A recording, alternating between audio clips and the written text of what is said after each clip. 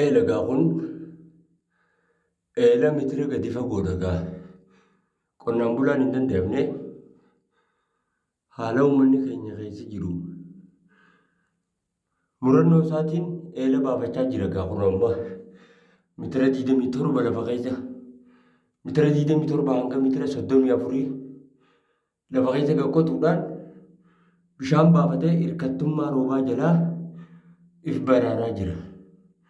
Hojiidhaan namni hojiin kabajaadhaan quba qabaadhu laalamma hudduu gadi ga'eetiin kaameraa kiyya ol naanna'ise nama jechuun nama carraaqatu namni carraaqachuudhaan yoomiyyuu naman taatu yoon carraaqanne qubaa qabaadhu afaan Oromooti.